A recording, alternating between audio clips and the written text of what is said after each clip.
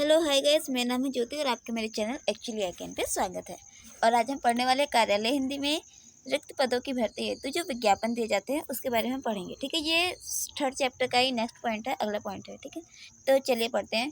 तो रिक्त पद यानी कि किसी भी संस्थान में या फिर कार्यालय में, विभाग में कोई पद रिक्त हो जाता है या फिर कोई जो वहाँ का जो अधिकारी है वो उसका ट्रांसफ़र हो जाता है या फिर वो जो भी गए, तो वो जगह जो है खाली हो जाए तो उस जगह के विज्ञापन के लिए, उस जगह को भरने के लिए विज्ञापन दिया जाता है। तो विज्ञापन एक विज्ञापन का पेपर है हमारे सिलेबस में, वो मैंने नहीं करवाया है, शायद से आपको आगे करवा दूंगी।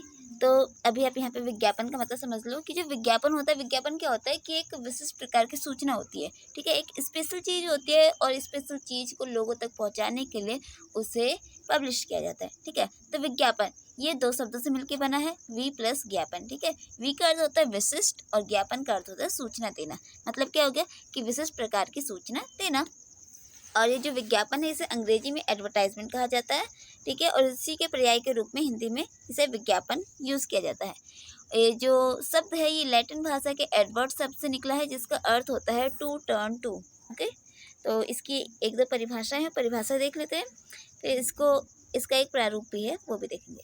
तो वृहत हिंदी कोश के अनुसार विज्ञापन का अर्थ है समझना, सूचना देना, इश्तिहार, निवेदन या प्रार्थना। ठीक है, वृहत हिंदी कोश, जब हम कोश पढ़ते हैं, कोश यानी कोश का मतलब होता है डिक्शनरी। ठीक है ना, जो चूँकि हिंदी की भी डिक्शनरीज आती है तो ये डिक्शनरी का भी हमारे पास पूरा पेपर है। ठीक है, लेकिन वह आगे के सेमेस्टर में मिलेगा आपको। तो मैं क्या कह रही हूँ, मैं ये कह रही थी कि कोश जो है वो एक पूरा पेपर है और एक कोश का यहाँ पे नाम रखा गया है वृहत हिंदी कोश, जो कि काफ़ी फेमस डिक्शनरी है। ठीक है, और उसमें विज्ञापन शब्द का ये अर्थ रखा गया है। तो ये क्या है, इसे प्रमाणिकता प्राप्त है, इसीलिए हम इसे अपनी कॉपी में लिख सकते हैं ना। चलिए नेक्स्ट, कि सरकारी विज्ञापन सूचना, रोजगार एवं जन कल्याण से संबंधित होते हैं। ठीक है, जो सरकारी विज्ञापन होते हैं वो सूचना, रोजगार अथवा जन कल्याण यानी कि जन के कल्याण से संबंधित होते हैं, जबकि गैर सरकारी या फिर निजी विज्ञापन विभिन्न प्रकार की वस्तुओं या सेवाओं के विज्ञापन होते हैं। ठीक है, मीनिंग आ गया होगा आपको समझ में। फिर कार्यालय विज्ञापनों में विभिन्न कार्यालयों में रिक्त स्थान की पूर्ति के लिए आवेदन पत्र आमंत्रित करने के लिए अनेक प्रकार के विज्ञापन दिए जाते हैं। ठीक है, इनके स्थान की पूर्ति करने के लिए विज्ञापन दिए जाते हैं। इन्हें विज्ञापित भी कहा जाता है। कार्यालय विज्ञापन में रिक्त पदों के संबंध में संक्षिप्त विवरण, पद का नाम, अपेक्षित योग्यताएं, ठीक है, आयु सीमा, पद से संबंधित वेतनमान तथा अन्य भत्तों यानी कि जो उसे सैलरी दी जाएगी, आवेदन की अंतिम तिथि, पद की प्रकृति आदि से विज्ञापित की जाती है। ठीक है, जो विज्ञापन होता है उसमें ये सारी चीज़ें इन्वॉल्व की जाती है। और जब हम इसके आवेदन देते हैं, एक होता है विज्ञापन, एक होता है आवेदन। आवेदन जिसमें हम अपने आप को प्रस्तुत कर रहे हैं और विज्ञापन जिसमें हम किसी और को सूचित कर रहे हैं। ठीक है, तो विज्ञापन के प्रति उत्तर में आवेदन आता है। ओके, तो इसका एक एग्जाम्पल है, उदाहरण है, चलिए उदाहरण पढ़ लेते हैं। भारत सरकार जन संसाधन, नदी विकास और गंगा संरक्षण मंत्रालय, निगरानी एवं मूल्यांकन निर्देशालय, केंद्रीय जल आयोग। यहाँ पे फ़ोन नंबर है, फ़ोन नंबर आप डैश डाल सकते हो, ईमेल में भी डैश डाल सकते हो। फिर आगे है, योग्य उम्मीदवारों से निम्नलिखित पद के लिए आवेदन आमंत्रित किए जाते हैं। कुशल कार्य सहायक, SWEI, कार्य प्रभारित स्थापना के अध्ययन। तो यहाँ पे क्या है, एक ग्राफ बनाया हुआ है। ग्राफ में यहाँ पे पद का नाम लिखा हुआ है कि पद का नाम क्या है, कुशल कार्य, जो कि सहायक होगा WA का, SWA का, और उसका वेतन यानी कि उसे कितनी सैलरी दी जाएगी। यहाँ पे लिखा गया है कि अगर स्तर 1 पे प्रवेश करने वाला है तो उसकी सैलरी 18,000 होगी और उसकी यानी कि रिक्त स्थान, यानी कि यहाँ पे क्या है, यहाँ पे स्थान बताए गए हैं कि जो सूचित जनजातियाँ होती है, अल्पविकसित जनजातियाँ होती है, उनके बारे में बताया गया कि इनसे संबंधित यहाँ पे इतनी सीटें खाली हैं। ठीक है, सामान्य, योग्य, अल्पवर्गीय, अजा। ठीक है, तो फिर इसके आगे पढ़ते हैं।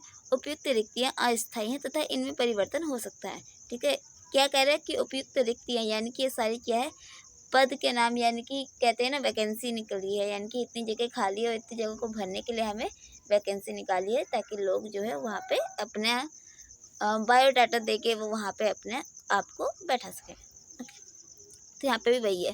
ठीक है, तो यहाँ पे वैकेंसी निकली हुई है। अब जो आवेदन देगा, जिसका आवेदन सही होगा उसे सीट मिल जाएगी, है ना। तो उपयुक्त रिक्तियाँ अस्थायी है तथा इनमें परिवर्तन हो सकता है। ये पद शारीरिक रूप से विकलांग उम्मीदवारों के योग्य नहीं है। विकलांग व्यक्ति कृपया इसके लिए आवेदन ना करें। तो इसमें सबसे पहले आयु सीमा की आवेदन करने की तिथि को 18 से 30 वर्ष, अनुसूचित जाति जनजाति के उम्मीदवारों को केवल आरक्षित रीतियों के मामले में ऊपरी आयु सीमा में 5 वर्ष तथा अन्य वर्ग के उम्मीदवारों को 3 वर्ष की छूट दी जाएगी। अनिवार्य शैक्षणिक अहिता अर्थात कि शिक्षा के क्षेत्र में उसे क्या योग्यता होनी चाहिए।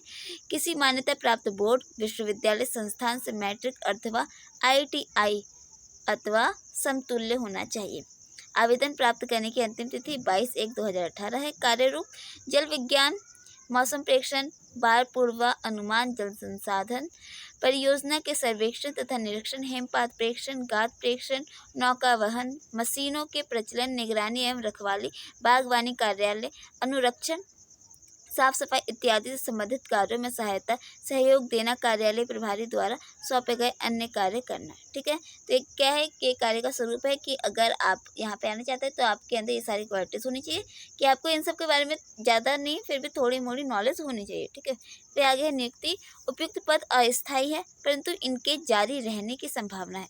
नियुक्ति निगरानी एवं मूल्यांकन निदेशालय, केंद्रीय जल आयोग, जम्मू के क्षेत्र अधिकार में आने वाले स्थल अर्थात लाहौर, स्पीति, हिमाचल प्रदेश, लेह, जम्मू कश्मीर इत्यादि सहित जम्मू एवं कश्मीर, हिमाचल प्रदेश राज्य में कहीं भी की जा सकती है।